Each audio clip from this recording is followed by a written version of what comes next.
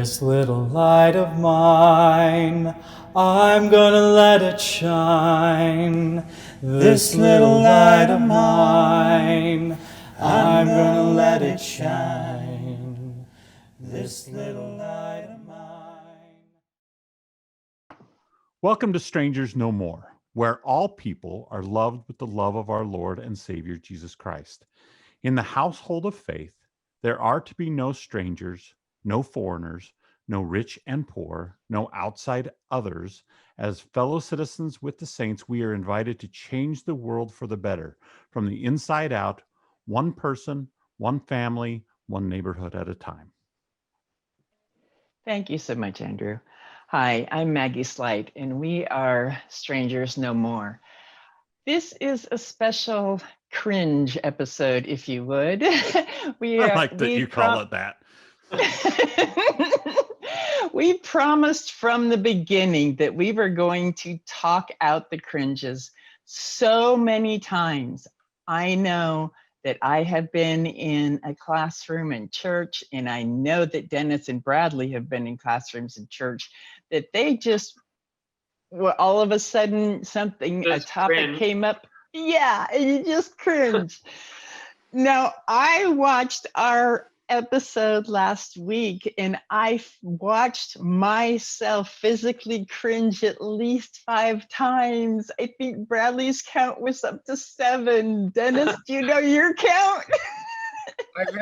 I've only halfway through episode 1. So I didn't rewatch it because I probably would cringe at myself. So I cringe just seeing myself. Okay, well, one of the other things besides seeing ourselves on video that we cringed at is the discussion about covenants and being LGBTQIA plus in the church, because there. A, B, C, D, E, F, G, H, I, J. you know, S is way down at the bottom, so I don't know when I'm gonna get added. For ally, you're first. You're A, ally. Oh, No, because then you get into the Ace-erasure, Yeah. and we're not going there with an ace here. The point of it is that there is no easy path. Andrew, can you put up the slide for the temple question for me, please? oh crap! You wanted me to put those up? I wasn't.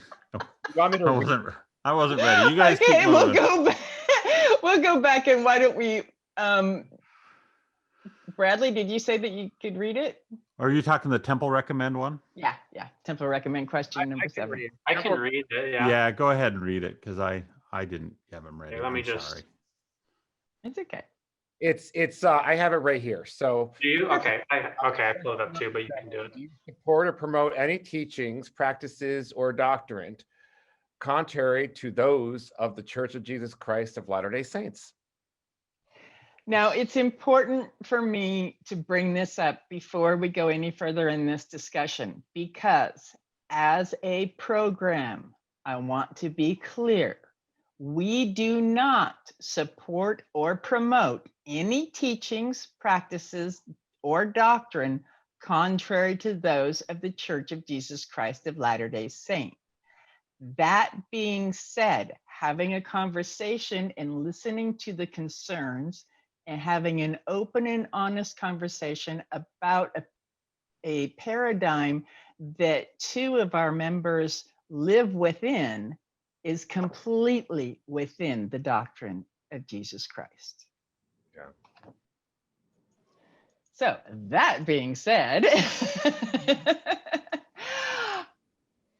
Dennis and Bradley, you have both experienced a bit of what I want to term as blowback by being out here and having loud conversation about this paradigm.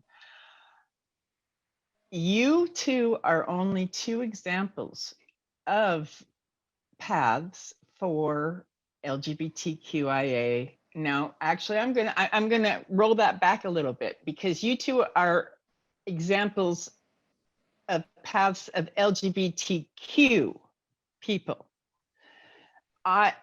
Intersex people and asexual people have different paths than lesbians, gays, bisexuals, and transgender people. We actually, and I can say this as an asexual person, that my path is somewhat easier to navigate within the church under the auspices of. Oh man, we lost her right then. Well, I can tell Andrew, how is it, how do you identify as an ally? What does that feel like? Any discrimination you've had? So I don't really ever get any discrimination, and so that's sometimes why I feel a little bit out of place sometimes, because I'm a white male in a white in the church that holds the priesthood, and I'm married. The closest thing you would ever come to any kind of discrimination is I sometimes feel annoyed when people ask me why I don't have kids. But beyond that, there's just not much. And so as an ally, I've always been boisterous and gregarious, and I speak my mind pretty well. So when someone starts kind of demeaning someone I love, I tend to speak up pretty quickly. And so they don't tend to continue it after that. They realize, oh, okay, I know where he stands. He's not the guy I'm going to, whisper about this person to. So I just don't see it too often. I think that's one reason why I'm good here, but it may not give you exactly what you're hoping for, because I don't have a lot of opposition that way. Really protective of my allies, and I'm really just very, very, very protective of those who are allies. And I'm very honest because like when Andrew, so when I was asked, when I was writing my book, I refused to use certain verbiage in my book because it just didn't sound appropriate. And our church editors kept reverting it. And I said, I'm not going to have some young 29-year-old leave his wife in Provo to fly out to be my escort, when I had first presidential approval to have my endowment early, and to have somebody on some late show making fun of it. And so I was so protective. But then when I picked up Andrew at the airport, he flew into Newark, New Jersey, because that was not me, some other Andrew. No, another. The one Well, you're not 29, so but and so when I picked him up, I took a picture of us, a selfie, and I posted it on Facebook, and people were commenting like, oh, I'm so glad you got to go on a date, or your partner, or whatever. And I was like, what? He's married with a wife and lives in Provo. I'm like, I was very protective of that, and I'm very protective of all my allies. So Andrew, you're one of them now. Bradley, have you had some experiences this week in particular that have put you in a situation where you found yourself being defensive about this? I feel like constantly, actually. I feel like I'm always having to refresh on what to say and what I believe, and having to reason my way through my choices, because a lot of what I've decided to do, being a gay man in the church, wanting to stay in the church but still get married to another man, isn't very common for other people to hear. And so people are always asking questions, and they're always trying to rationalize why I'm doing that. And it can be difficult to feel like I'm always having to be defensive. Well, I think it's an important thing for our audience to understand, if they're not members of the church, that at this point in time, the way things are, that in order to do that, you would have to give up your temple recommend. Mm-hmm. And I don't know. I mean, we just did an your episode membership, about talking about. Yeah, there's been a few changes in regards to that. It's a little bit better. It's a little bit better. It's not always immediate. I think they've even gone away from the term excommunication and more membership restrictions. is what they use now. Well, they use two terms. So what used to be called disfellowship is membership restriction, and then what do they call it? An excommunication is a release, not a release, a membership removal or something along those lines. Yeah. So in other words, you're just not a member of the church anymore. That's pretty much what it means. Yeah.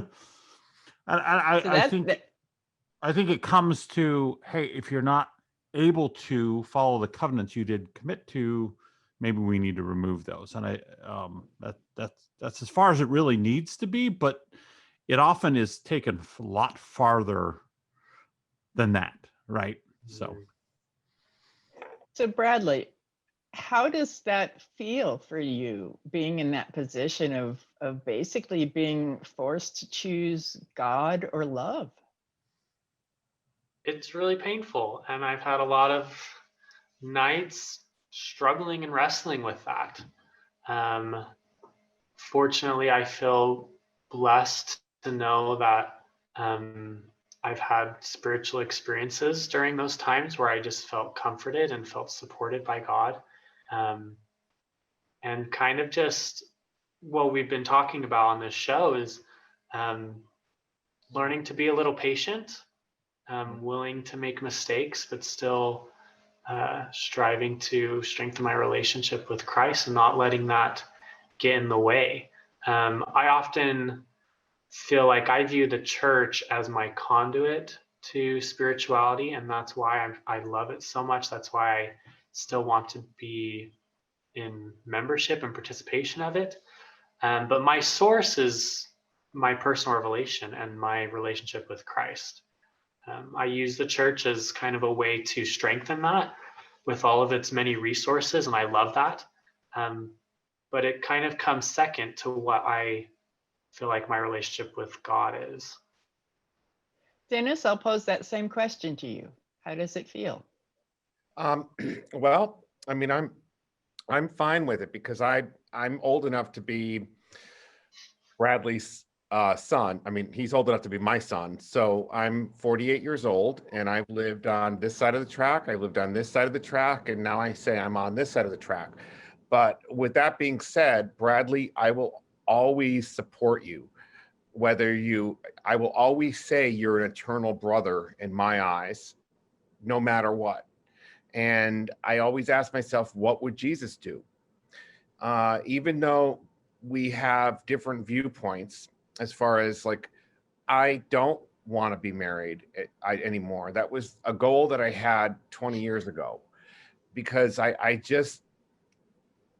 have lived with, when I was baptized in the font at the back of the church I'm in now, it's like it didn't take away my gay, because I identify as gay. I don't identify as same-sex attraction. I don't identify as LGBTQ, A, B, C, D. I'm just gay, because this is how, when I came out in 1989, there was no such thing as A, B, C, D, E, F. It was, you were gay, straight, or bisexual, and I came out as gay. So I get questioned a lot by members saying, why do you identify as gay when you're not acting on it? Why don't you identify as same-sex attraction? And I'm like, well, that'd be taking away my whole identity. My whole life, I've been called gay. I've referred to myself as I'm gay if somebody asks. And so all of a sudden to say, oh, I have same-sex attraction, that to me would remove my compassion and my empathy, and just, it would take away who I am. And like, I was attacked earlier tonight on one of our church's Instagram pages by somebody. I posted on Strive to Be that I love I love studying Come Follow Me. It's strengthening my testimony into the church. Somebody replied a comment. I have to ask, are you a member, or even, because you don't look like it, you don't act like it, your posts don't, and I just, that made me crash. And I was questioning my faith. And I realized that because I have not received opposition from members, I have been loved on by members. I've been said, we need you. And I have never had somebody question if I was a temple holder or if I was a full standing member in the Church of Jesus Christ. And that was something that caused me to say, wow, this is on our church's blue checkmark page, is saying, are you worthy to be in our church? Well, here's the thing. It's not whoever that is asking you that, and whoever does ask you that, and if you are inclined to ask that, that is not your call. It is, and you should stop yourself the moment you think you should ask that, or you think, because you are now crossing into Christ's that's Christ's area. And the closest thing is a local bishop has a little bit of, he has that, he's a judge in Israel. He has that capability to work with you, but it still takes place with you, work with you to determine where you sit with those, you're standing in the church and your covenants and everything else. Anyone else, it's not their call, and they are crossing the line, in my opinion, and standing where Christ should stand in a way that they don't have the authority to do. Well, and so so when I was, before COVID, I was doing firesides all over the US and devotional for the church. And I found out that my stake president wasn't called to find out if supposedly, I guess you're supposed to call the stake president and say, is Dennis worthy to do a fireside or devotional in our stake center? And I found out that my stake president wasn't being called. So then I started making it mandatory that he be called. And he respected me so much for that. And I said to him, I said, President Elwell, if a bishop wants me to do a fireside for his bishopric or for his ward, I will have that bishop call my bishop. If a stake president wants me to do a stake fireside, that's when he will call the stake president. We will keep it in the chain of command within the church. So that is normal procedure. Totally, I totally agree with him. That is a good thing that you did that. However, it still smacks me wrong that people question that to actually put that in a position for you to do that. California, I was speaking at the stake center and they posted it on their Facebook page, and the stake president had dozens of other stake presidents from surrounding, like Malibu and other areas of California, Los Angeles, saying, has your Facebook page been hacked? What are you doing having, a gay guy do a devotional? So it still happens. There's still that underlining judgment that our friend Sister Al Caraway deals with. Mm-hmm. And I shared her that message today, and I said, Al, I am now seeing the persecution you go through, being the author and the number one sought after devotional speaker for More Than the Tattooed Mormon. And I feel the persecution, like Maggie pointed out.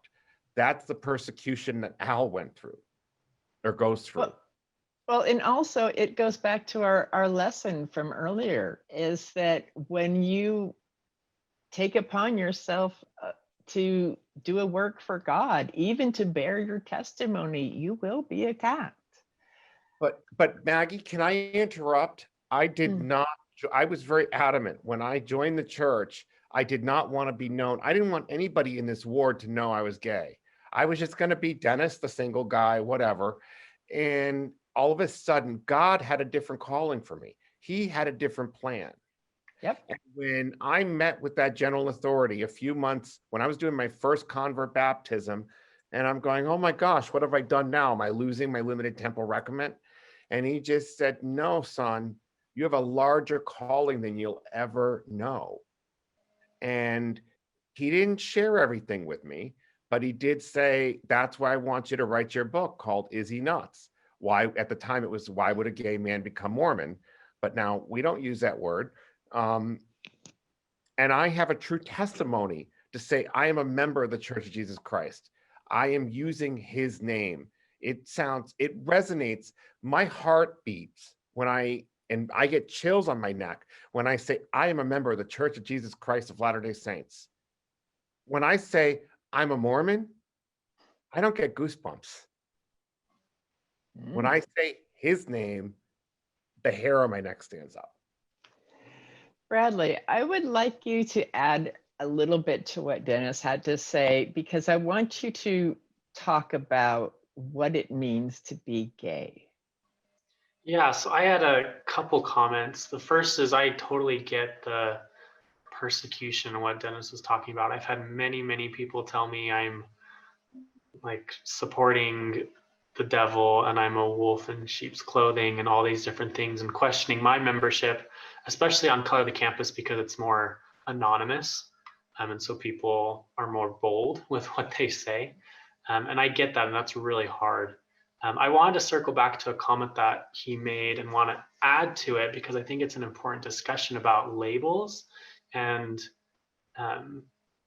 how like people use different labels. They say gay, they say LGBTQ plus, they say same-sex attracted.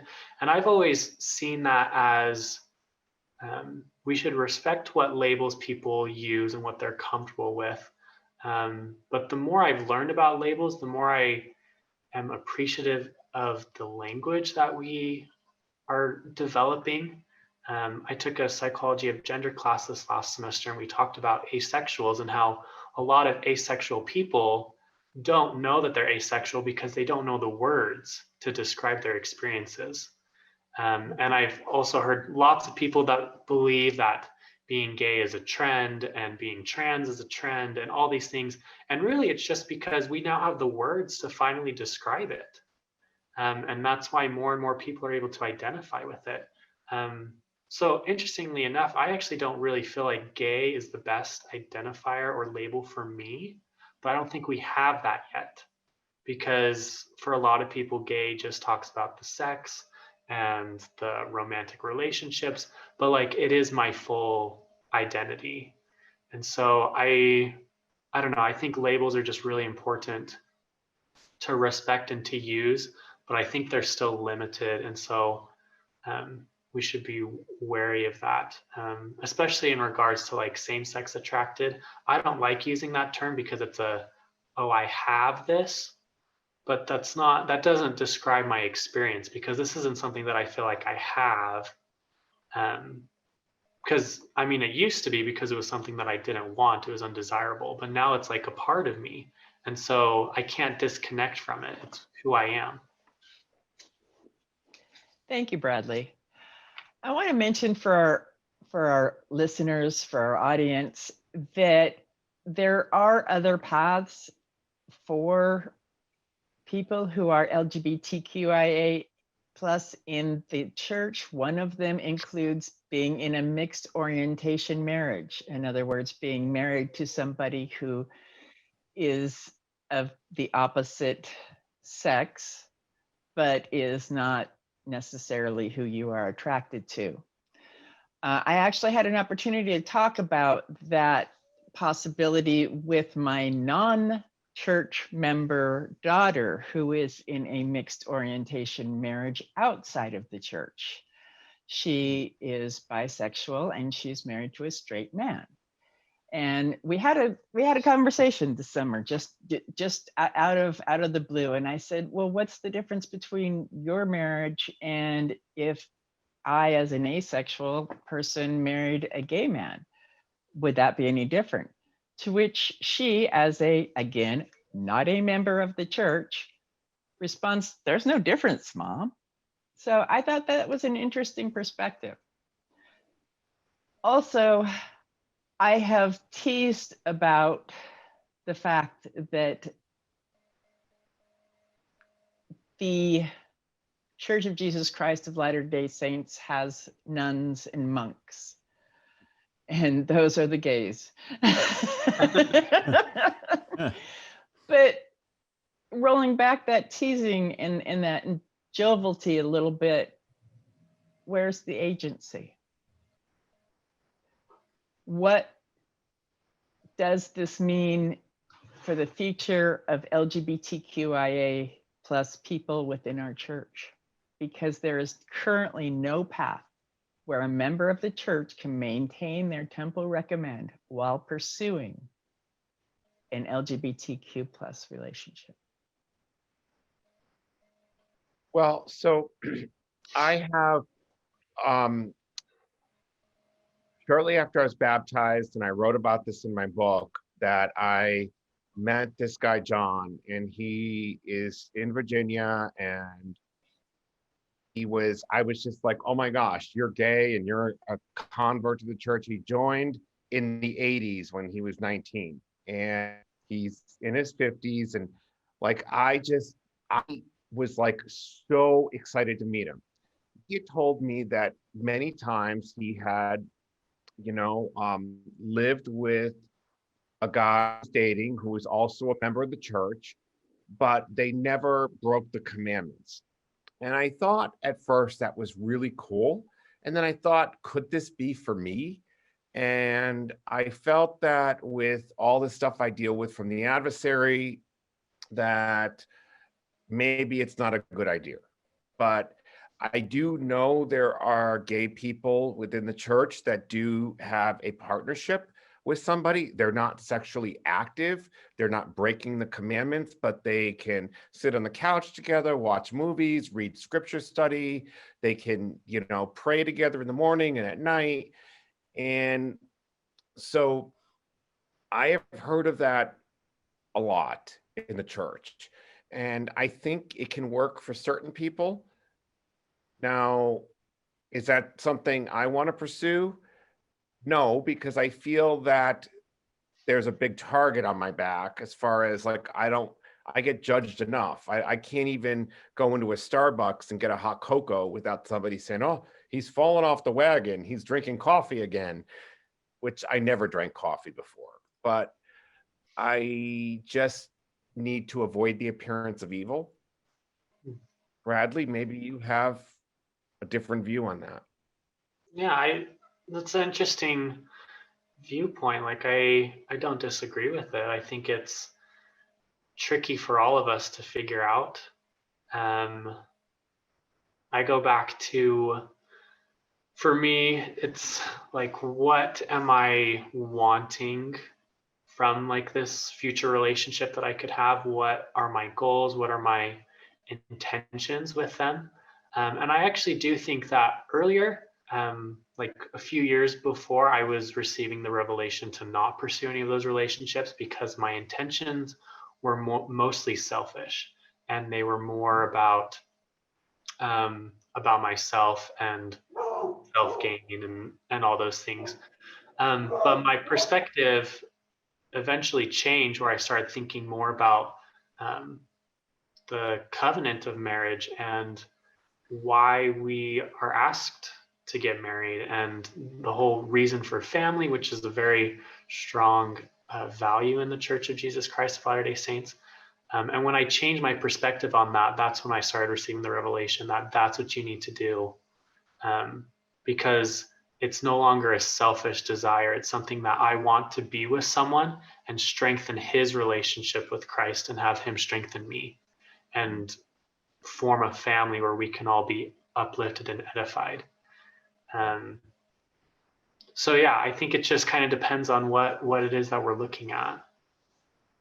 Thank you, Bradley. Whatever we do, we need to stop putting people in a position that they have to hide themselves from others. And because I think it exasperates an issue. I know people who I've wondered if, they're members of the church, they're single, they live together, are they? And, and then there's part of me that almost like thinks of it on the gossip side, and it's a little titillating, I guess is the term, to even question that, right? And then I'm like, you know what, that shouldn't be anything. It should be, it's not my call to make. But when people have to hide behind that, even though they may be living the standards of the church because of a perception or the perception of evil, it's a double standard that we live in, is what I'm saying, is that there are things that I can do that no one would question whether I'm going against the church because I'm a temple recommend holding white male guy. I can do a lot of things, and most people, including be on this podcast, and most people will be fine with it. I mean, I'm sure there's someone, but I probably don't care who they are. But because I hold that standard, I can do a lot of things, and no one will question my temple recommend. No one will question who I am. But I hear Dennis and Bradley say, "Hey, I'm living the standards, but there's things that I can't do because if I do them, people are going to act in a way that may cause me and others a lot of pain." That's a double standard we should get away from. And I think people just focus so much on the mistakes and the sins that people are making. Like, I imagine myself coming to church with my future husband and just having all these eyes on me, thinking about whether or not we're having sex. And like, why are you worried about that? Why are you in my bedroom? Why do you even have to consider that? That's not something that I'm going to share with you and tell you. Why can't you just look at our relationship and the good and the things that are strengthening us and strengthening the people around us? Why do you have to focus on the one thing that in your mind is the mistake and the sin and just exploit it to the whole, or expound it to the whole situation?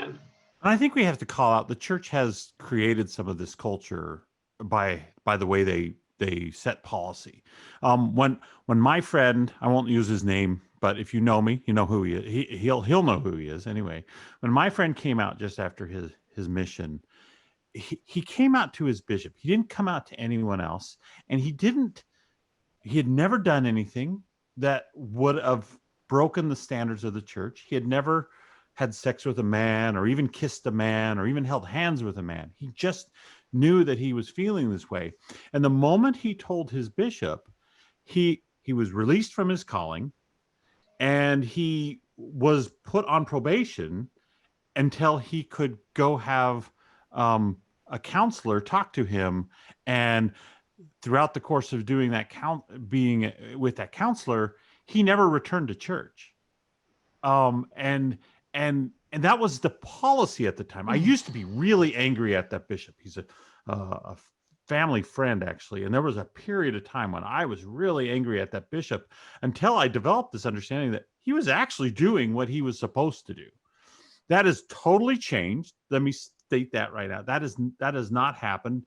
I'm sure it does happen from time to time, but that's not the policy of the church to do that anymore. So those kinds of practices need to change. Yeah. Now, does that mean we change the revelations given to us from God, or that we interpret for the prophet what's good for the world to set as standards in the church? No. But what it does mean is that we treat each other like humans. I think With that love. goes back to my comment about like labels and language, because at the time, or just like, I don't know, 20, 30 plus years ago, coming out was equated with your sexual life.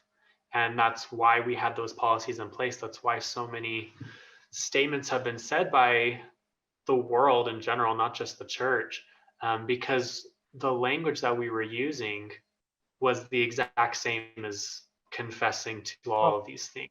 And I'll tell you what it did to my Dennis. friend for the next four years. My friend was so promiscuous. After he tried to go to the counselor and everything, and then he finally said, "Screw it, I'm done." And then he went and nearly killed himself until it took him a while to fix. That's not a position we should be putting people in. But I mean, I've been told that, I'm going to cause a suicide rate in Utah to go up and blah, blah, blah. But I look at like my friend Tom Christofferson, Elder Christofferson's brother.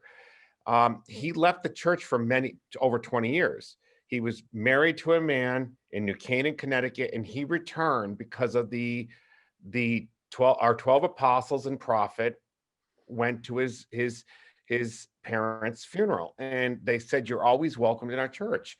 But I also, I have personal revelation that God is not going to leave us alone in the afterlife. I'm often asked, like, how do you believe about, what do you feel about the plan of salvation and eternal marriage and being single? I said, just like a 20-year-old or a 22-year-old who returns from mission and she's about to be sealed in the temple and she's struck by a truck in a car accident.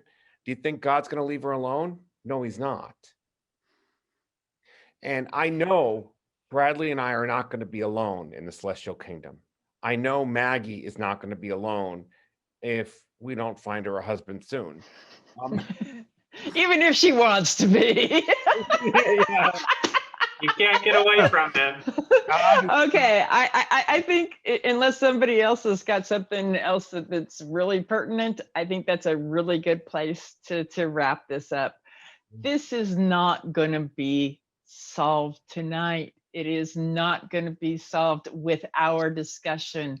We believe in a church with a prophet, a living prophet. He has the right and responsibility to receive revelation for our entire world. And we will be patiently waiting for that revelation. Thank you for joining us from Strangers No More. Thank you. This little light of mine, I'm gonna let it shine, let it shine, let it shine, let it shine.